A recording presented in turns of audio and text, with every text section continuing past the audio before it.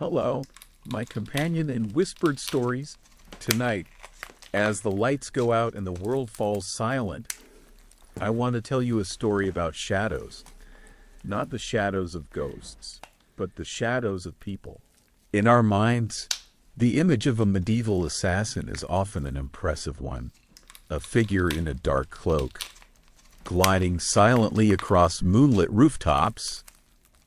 Swift, silent, and mysterious. They are the masters of fate, those who can alter the course of history with a single, gentle touch.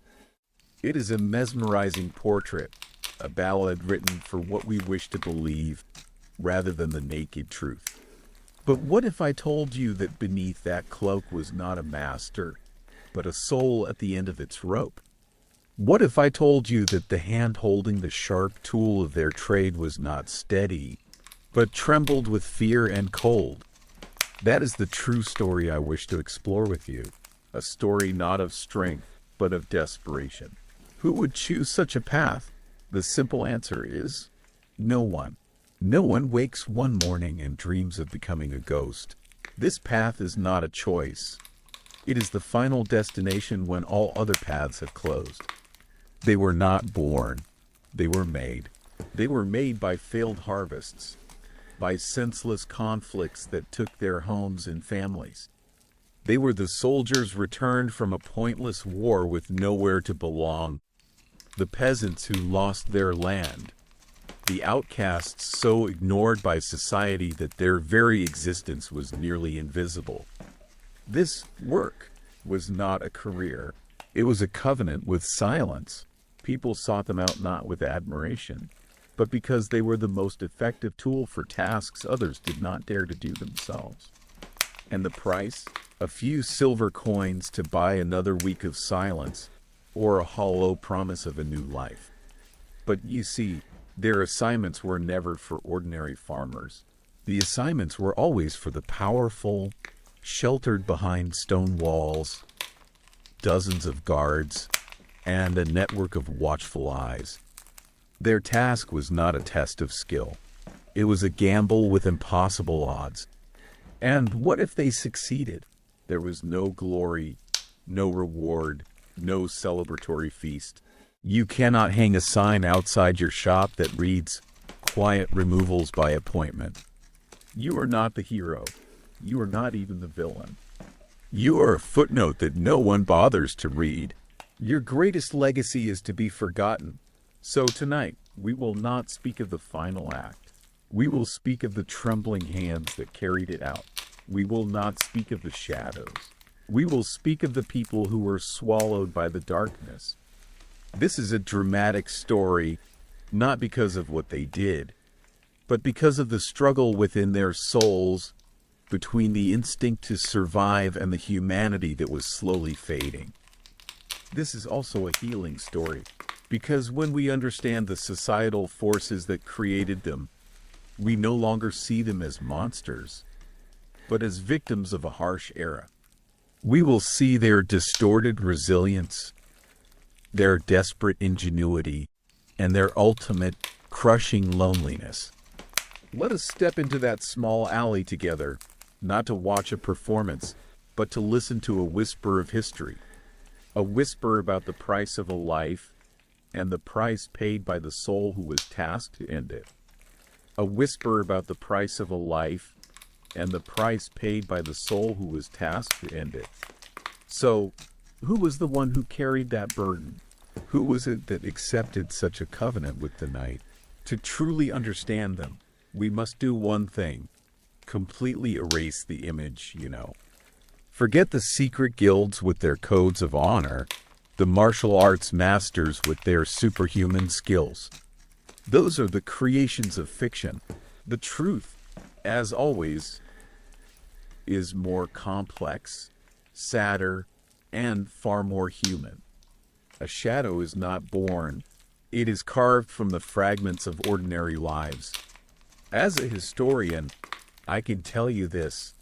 In the countless texts and records I have studied, there is no evidence of an organized, codified Assassin's Guild. as we imagine it. The reality was isolation. And the one thing these individuals had in common, their most effective weapon, was that they were already invisible to society. They were the people who, if they were to disappear, no one would question. They were the forgotten ones. Let me paint you a few portraits of the people who might have stepped onto this path. The first portrait, the farmer. Let us call him Thomas. Thomas was not a bad man. He once had an ordinary life. He loved the smell of the earth after a rain, the feeling of the warm sun on his back, and the sound of his two small children laughing. But then a harsh winter came, followed by a dry summer. The harvest failed. The Lord not only refused to lower the taxes, but raised them. Thomas lost everything. He had to sell his ox, then his small plot of land. His wife died from a fever because he had no money for remedies. His two children grew thin from hunger. Every night, he heard them cry from the cold and the gnawing emptiness in their stomachs, and something inside him died. He was no longer Thomas, the farmer. He was a shadow of his own failure. And then one day, in a wretched tavern, a stranger placed a small pouch of silver on the table and whispered a name. The name of the steward who had seized his land. That pouch of silver was not just money. It was food for his children. It was a single, desperate spark of hope. And in that moment, Thomas made a choice born from the deepest despair. The second portrait, the soldier. He was an archer named Will. He once served a baron, once believed in honor and loyalty. He had seen terrible things on the field of conflict, but he endured because he had his comrades. He had a purpose. But then the campaign ended. His baron fell out of favor in a political struggle. The army was disbanded. Will returned, but had no home to return to. The skills he had honed, how to move in silence, how to remain hidden, how to end a story from a distance, were now useless in a time of peace. He did not know how to farm, nor how to trade.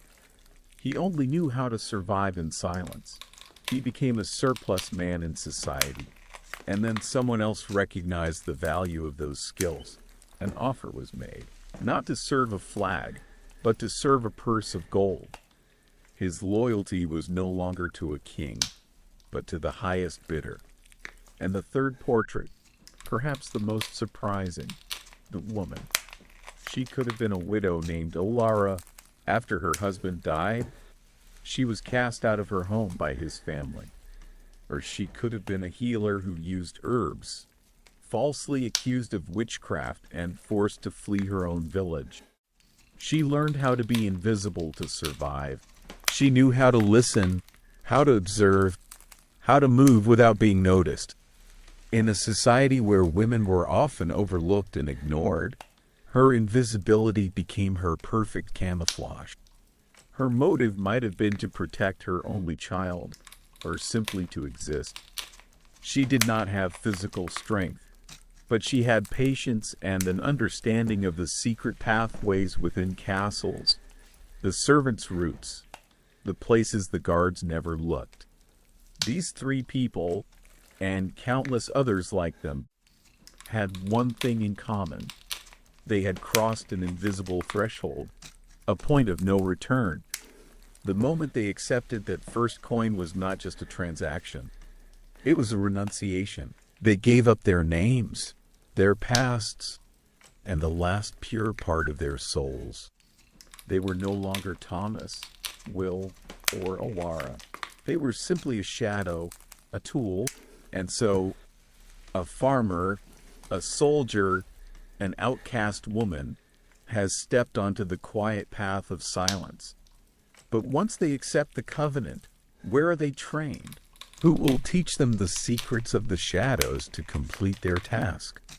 The answer, my friend, may surprise you even more, because their school had no walls and their only teacher was failure itself. And in that moment, a farmer, a soldier, an outcast woman has stepped onto the quiet path of silence. But once they accept the covenant, where are they trained? Who will teach them the secrets of the shadows to complete their assignment? The answer, my friend, may surprise you even more, because their school had no walls, and their only teacher was failure itself. Erase the image of training montages under candlelight in a secret monastery. There were no wise masters, no philosophical lectures on the nature of darkness. The reality was a terrifying silence. Their training course was a painful process of self-study, where each lesson was paid for with scars, sleepless nights, and near-death experiences. It was a curriculum written by desperation. The first subject, the art of silence. This was not about learning the movements of a ninja. This was about learning to listen to the world. Our unwilling apprentice would spend weeks, even months, simply observing. They would sit in the shadowed corner of a tavern, not to drink, but to listen. They learned to distinguish the footfalls of a well-fed guard from a weary one. They learned that the floorboards in the east wing of the castle always creaked at night as the humidity rose. They learned how to blend into a crowd, to become so bland and unremarkable that no one would remember their presence. The first lesson was not action, but patience. A patience so profound they could count the breaths of a sleeping man from outside his door. The second subject, the geography of fear. There were no maps, no architectural blueprints. Their textbook was the target location itself. They had to draw that map in their own mind. They might pose as a beggar at the city gate to count the changing of the guards. They might take a temporary job in the castle scullery just to learn which path leads to the Lord's chambers, which window has no bars, and which wall is scalable. Every small detail was memorized. What time the guard dogs in the inner courtyard were fed, which serving maid was prone to leaving a window ajar. This was a task that required a phenomenal memory and a keen eye for observation, talents that, in another life, could have been used for nobler pursuits. The third subject, the chemistry of chance. If the assignment required a quieter solution, they would have to learn about herbs and substances.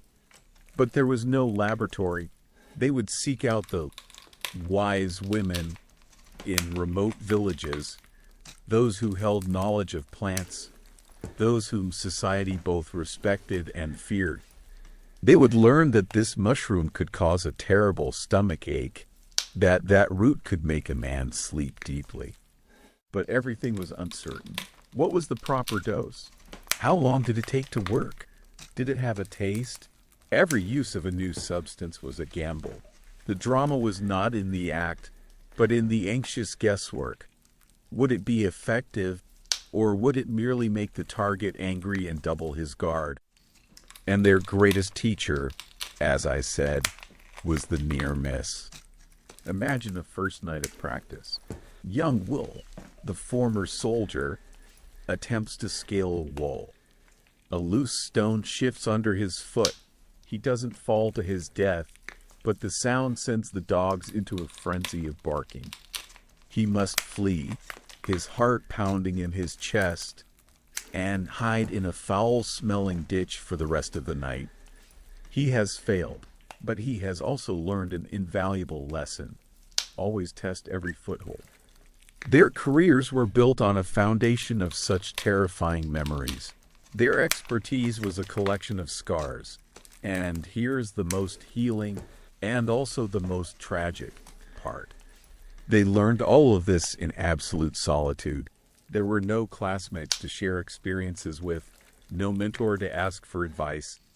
Every fear, every failure, every painful lesson they had to face and process entirely alone. Silence was not just their skill, it was their prison. This isolation eroded their souls, turning them from people with pasts into tools with only a present and an uncertain future. They were not taught to be omnipotent. They were taught only to survive one more day. They did not learn how to become legends. They learned how to leave no trace.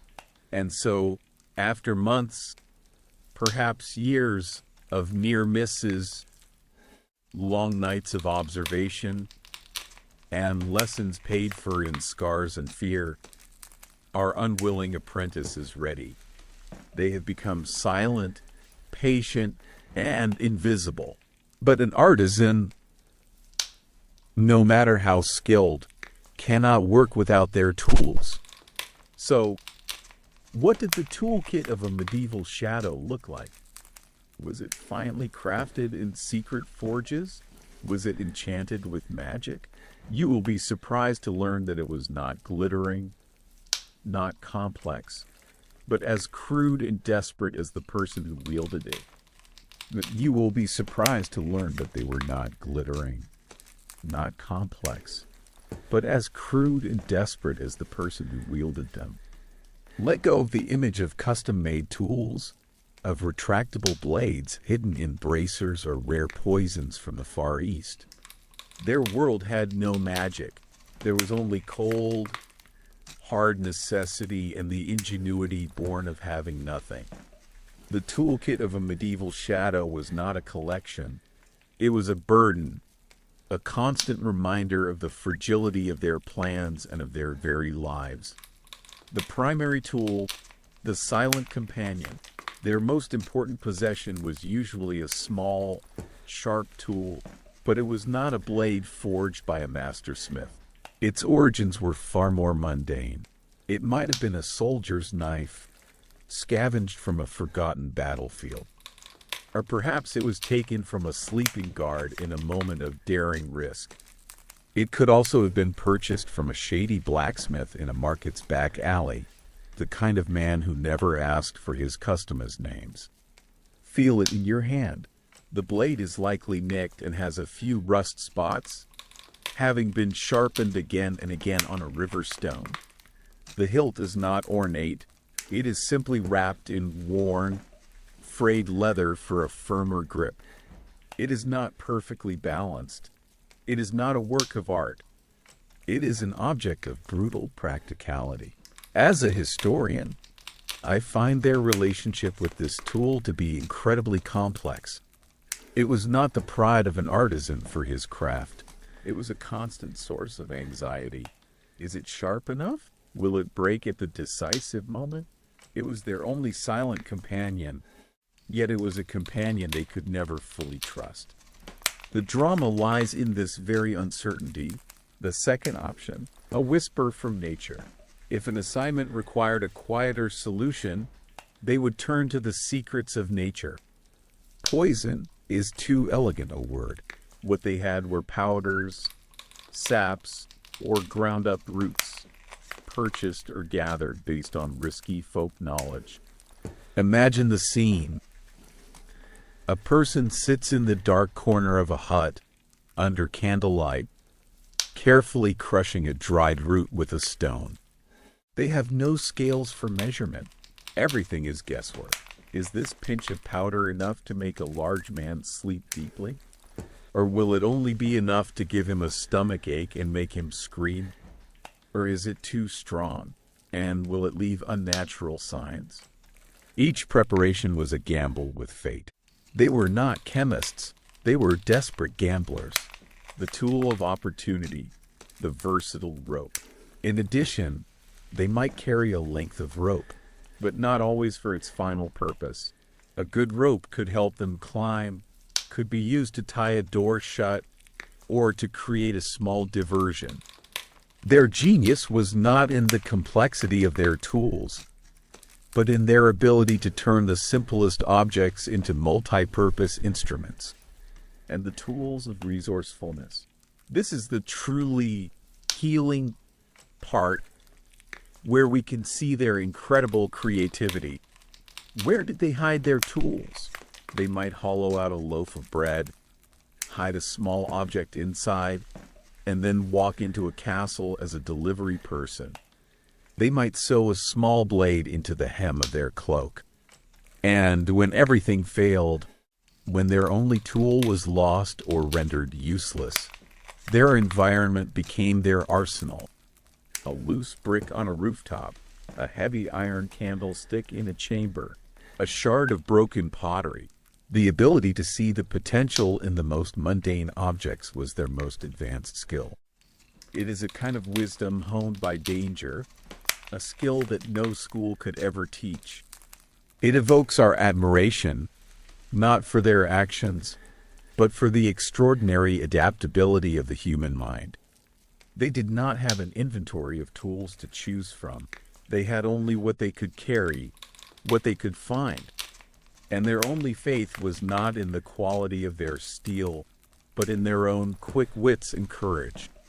And so, our artisan now has their tools, a toolkit born of theft, chance, and desperation. But what can a crude toolkit in the hands of a desperate person do when faced with towering stone walls, solid iron gates, and dozens of the best equipped guards? The challenge now lies not in the skill or the tool. It lies in how to bring those things close to the target.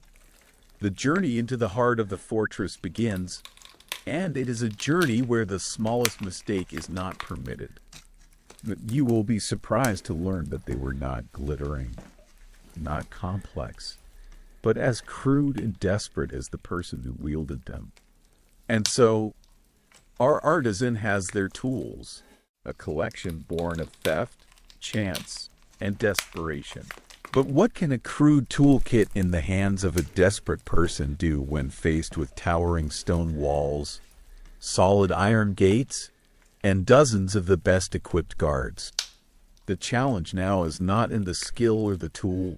It is in how to bring those things close to the target.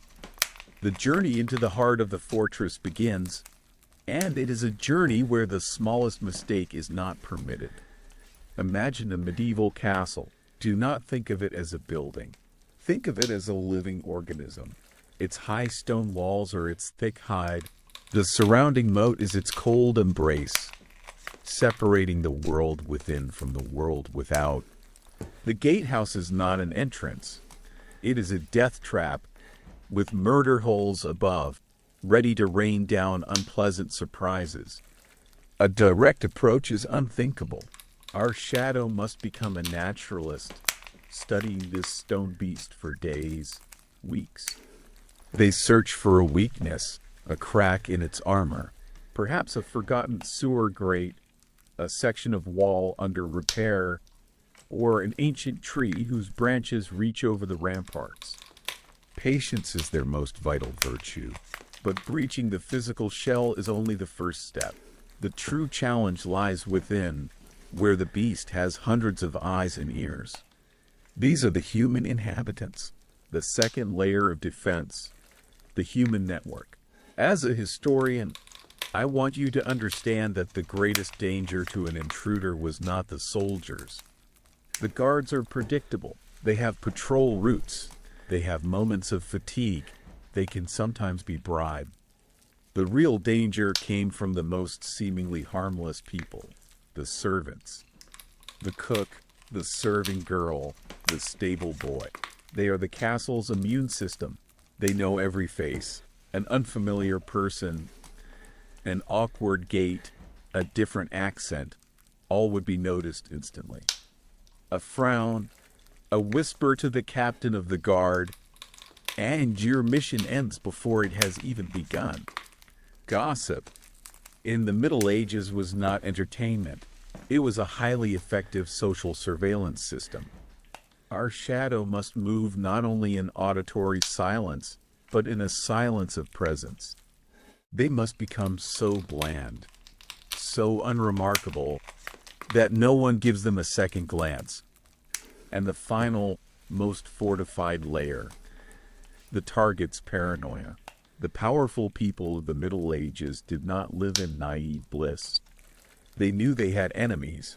They lived in an environment where a brother could turn, where the most trusted advisor could betray. So they built a psychological fortress around themselves. Their meals were tasted by a food taster, a person whose job it was to potentially receive a sudden end on their master's behalf. Their bedchamber doors were secured with multiple locks and iron bars. Some were so cautious they would sleep in a different room each night, turning the task of finding them into a deadly game of chance. Even the hunting dogs sleeping at the foot of the bed or the jester telling jokes at the feast could be part of the security system, trained to notice anything out of the ordinary. And this is where the drama reaches its peak. After days, weeks of planning and waiting, our shadow has found an opportunity. They have scaled the wall, evaded the guards, and slipped through the bustling corridors unnoticed. Now, they stand outside the target's bedchamber door. Feel that moment, the heart pounding in the chest, the breath held tight, every muscle is tensed. They listen, the sound of steady breathing from within, the soft whistle of the wind through a window crack. This is the moment of truth, where all the preparation, all the risks, are concentrated into a few short seconds. This is not the moment of a cold-blooded predator. This is the moment of a profoundly vulnerable human being, betting everything on one single gamble. The healing in this story comes from understanding their extreme fear and loneliness in this very second. We do not cheer for them, but we hold our breath with them. And then, in that moment, the task is done. Everything falls silent. A heavy silence, different from the quiet of the night outside. But this silence is not liberation. It is the bell signaling the start of a new race. A race even more dangerous than the infiltration. Because now, our artisan must face a truth harsher than any stone wall. The promise of the person who hired them. And in that moment, the task is done. Everything falls silent. A heavy silence, different from the quiet of the night outside. But this silence is not liberation. It is the bell signaling the start of a new race. A race even more dangerous than the infiltration. Because now, our artisan must face a truth harsher than any stone wall. The promise of the person who hired them. To understand the drama of this moment, we must put ourselves in the shoes of the client, a baron, an ambitious cleric, or a wealthy merchant. They sought out a shadow not out of respect, but out of necessity. They needed a tool to solve a problem they did not want their own hands to touch. And once that tool has served its purpose, what does it become? It becomes a liability, a walking secret, a living witness to a crime. This is the emotional trigger of this relationship. The assassin, having proven their extraordinary ability to bypass the most formidable security, now becomes the greatest threat to their own employer. Who is to say they will not be hired by a rival next? Who is to say they will not use that secret knowledge for blackmail? The loyalty of someone who lives outside the law is an untrustworthy thing. Therefore, in the ruthless world of medieval politics and power, eliminating the tool after use was not an act of pure evil. It was a logical, calculated step. The promise of the other half when the job is done was often not a promise at all. It was a lure into a trap. Scenario 1. The vanishing. This was the most gentle form of betrayal. Our shadow, having escaped the castle, makes their way to the secret rendezvous point to collect their final reward. But the place is empty. The contact has vanished. The inn they were told to meet at has no memory of the person who booked the room. They are left abandoned, with half the pay and an invisible warrant for their arrest on their head.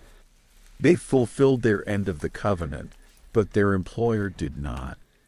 Scenario 2. The trap. This was a more cruel method. The meeting to receive payment still takes place. But when they step into the dark alley, they see not their contact, but the city guard waiting for them. The client, having achieved their goal, now wants an additional prize to become the hero who helped capture the vicious culprit. They have solved their enemy problem and scored points with the authorities. Our shadow has been turned into a sacrificial pawn. And scenario 3, the coldest and most terrifying. The cleanup crew. Asterisk. A truly careful employer would leave nothing to chance. They might hire second shadow with a simple task to follow and eliminate the first one immediately after the job is done. The hunter, in their moment of success, suddenly becomes the hunted. This is the height of the cynicism and ruthlessness of this hidden world, a truth so astonishing that the romantic stories never tell it. What could they do when betrayed? Nothing. They could not go to the court and sue the Baron for breach of an assassination contract. Their words had no weight. Their status was illegal. Their only choices were to accept the loss and continue to hide, or to attempt revenge, an act that would almost certainly lead to their own demise. It was this very awareness of potential betrayal that shaped their psyche. They learned to demand a larger portion of the payment up front. They learned never to reveal their true identity. And they learned the most important lesson of all: never trust anyone. And so, even if they survived the mission, they lost something far more precious than a full pouch of silver. They lost the ability to trust in another human being. This suspicion becomes their new companion, a ghost more persistent than any guard. It follows them into every inn, sits with them by every fire, and looks back at them through the eyes of every stranger. It shapes their worldview, a world where loneliness is not a choice. It is a shield, and in that moment, they lost something far more precious than a full pouch of silver. They lost the ability to trust in another human being. This suspicion became their new companion, a ghost more persistent than any guard. It followed them into every inn, sat with them by every fire, and looked back at them through the eyes of every stranger.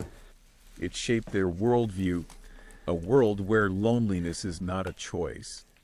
It is a shield. Let us try to imagine life behind that shield. This is where the story's deepest drama lies, not in action, but in silence. Our shadow enters a bustling tavern. To others, it is a place of warmth, of laughter, of stories. To them, it is a stage of potential threats. They do not live in that world. They observe it from behind an invisible veil. They will not choose a seat at random. They will choose the darkest corner, where their back is protected by a solid wall and their eyes can survey every entrance. They will not order a large tankard of ale.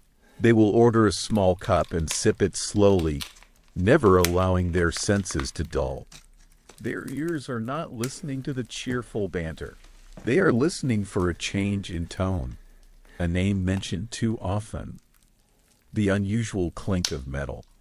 Their eyes are not looking at the comely serving girl.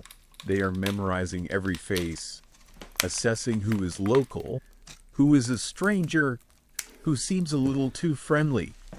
As a historian, I see this as a profound psychological tragedy. To survive, they must kill the human being inside themselves. They must renounce the most basic instincts: trust, connection, relaxation. Every friendly gesture is analyzed as a potential trap. A stranger offers to buy them a drink. It could be a ploy. Someone tells them a joke. It could be a distraction. A curious child looks at them. Their parents could be watching from afar. This loneliness is a shield because it leaves them with no vulnerabilities. An enemy cannot threaten their family because they have no family. An enemy cannot betray their friends because they have no friends. They are an island, a self-contained fortress. But a fortress is also a prison. The shield that protects them from the outside world also cuts them off from all of its goodness. Think of the price paid for that safety. They must erase their past, the name their parents gave them, the village where they grew up, the taste of their mother's cooking. All of these memories become dangerous liabilities. They must be buried deep, because one slip of the tongue in a drunken moment or a nightmare-fueled cry could reveal a clue. Gradually, they are no longer Thomas, Will, or Alara. They are just a false name, a fabricated story, a faceless expression. And here is the healing part, where we can truly feel their pain, the yearning for connection. They are still human. Perhaps one day, they meet a kind person, an innkeeper with gentle eyes, a carpenter with a warm smile. A spark of connection, a rare feeling of warmth, might flicker in their frozen heart. But they must extinguish it themselves, immediately. Because they know that to allow someone into their world is to place a tombstone on that person's back. The only way to protect someone they might come to love is to walk away from them forever. Their tragedy is deepened by the context of medieval society, a world built on community. Everyone belongs somewhere, to a parish, a guild, a village. An individual's existence was defined by their social relationships. Our shadow is the ultimate anomaly, a person who belongs nowhere. Their loneliness is amplified by the world of connection all around them. And so, they drift through their existence, a ghost in the cloak of a human being. They have given up everything to survive. But survive for what? To perform the next task? So, what happens when that moment comes? What are the consequences of a slip of the hand, or conversely, of a perfect execution? Both paths, whether success or failure, lead to surprising and deeply ironic ends. And so, they drift through their existence, a ghost in the cloak of a human being. They have given up everything to survive. But survive for what? To perform the next task? So, what happens when that moment comes? What are the consequences of a slip of the hand, or conversely, of a perfect execution? Both paths, whether success or failure, lead to surprising and deeply ironic ends. Let us first walk the path of failure. Imagine the moment, an ill-timed creak of a floorboard, the sudden bark of a dog, or simply a hand that trembles at the decisive second. The plan collapses. The silence is shattered by the sound of an alarm bell, of shouts, of the heavy thud of running feet. Our shadow is no longer a shadow. They are prey. The escape begins, but it is not a spectacular getaway from a film. It is a desperate scramble in an unfamiliar labyrinth, where every door slams shut in their face. And when they are caught, their story does not end in silence. It ends in a public play. As a historian, I must emphasize that medieval justice was not just about punishment. It was about performance. Capturing an assassin was a golden opportunity for the authorities to display their power and reassure the populace. There will be a trial, but it is a mere formality. A confession will usually be extracted by methods we need not describe in detail. Suffice to say they would erase any will to resist. And then comes the final act, the public execution. This is the most ironic tragedy. A person who lived their entire life striving to be invisible now dies under the gaze of hundreds, thousands of eyes. They are brought to the scaffold in the public square, becoming the centerpiece of a gruesome festival. The crowd will jeer and mock. Their death is not an ending. It is a lesson, a warning carved into the memory of the community. Their failure turns them from a nameless ghost into a cursed symbol. Now, let us walk the second path, the one that seems better, the path of success. The task is done. The target has been neutralized. Everything was executed in perfect silence. There were no bells, no guards. For a brief moment, there is perhaps a sense of relief. But that is not liberation. That is the beginning of an even worse nightmare. The escape after a success is not a leisurely retreat. It is a frantic flight, because now their enemy is no longer the target's guards. Their enemy is the entire world. As soon as the news of the important figure's demise is discovered, the entire city will go on lockdown. Every gate will be shut. Every road will be watched. A crude sketch of a suspicious person will be passed to every guard. And they have a new, more dangerous, and more unpredictable enemy. The very person who hired them. As we have discussed, a shadow who has completed their task is a walking secret. Their employer, having achieved their goal, now has every reason to erase them from the world. Therefore, their flight is a flight from two forces at once. They must evade the city guard, who hunts them for the sake of justice. And they must evade other shadows, who may have been sent by their own client to clean up. Every inn could be a trap. Every stranger could be a hunter. The pouch of silver they just received does not feel like wealth. It feels heavy with the weight of a tombstone. This is the healing part of the tragedy. We come to understand the grim truth. Failure leads to a quick and public end, but success leads to a prolonged psychological torture, a life of unending paranoia and fear. At least the one who failed finds an end. The one who succeeded does not. They are sentenced to live forever with their success, a success that turns them into a perpetually hunted ghost.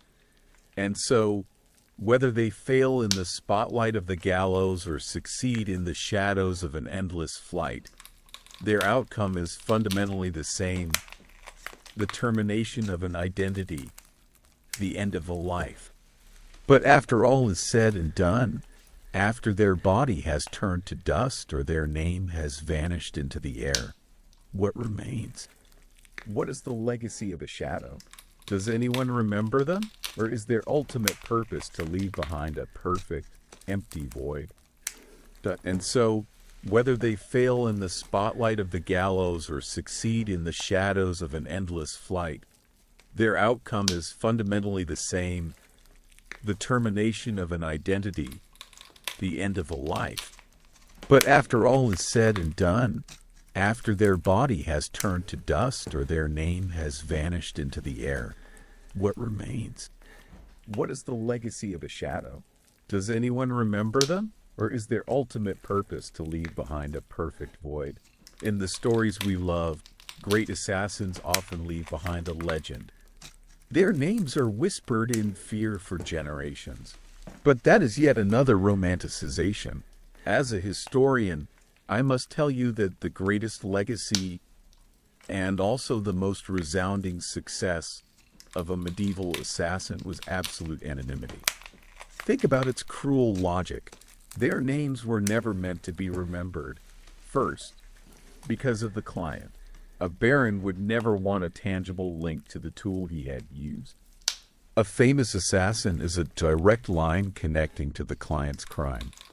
Therefore, the first person motivated to erase their identity was the very person who paid them. Second, because of themselves. If they were lucky enough to survive the mission and the betrayal, their old name was now a death sentence. Their new life, however precarious, depended entirely on the old self being completely dead in the world's memory.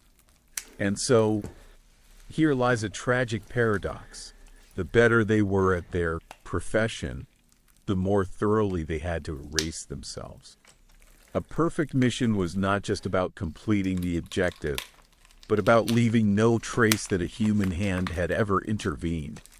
Their success was measured by the emptiness they left behind. And retirement, that was an unthinkable concept. There were no quiet cottages by the sea, no pensions.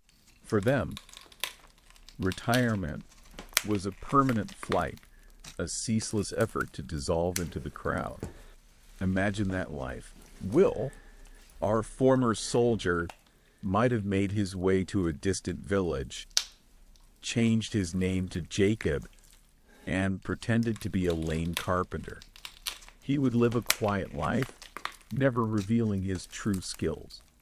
He would avoid gatherings, always sit in the corner of the tavern, and startle every time a stranger came to the village. Every unexpected knock on the door could be the past coming to find him. He could not make close friends, because friends ask questions. He could not love, because love would create a vulnerability.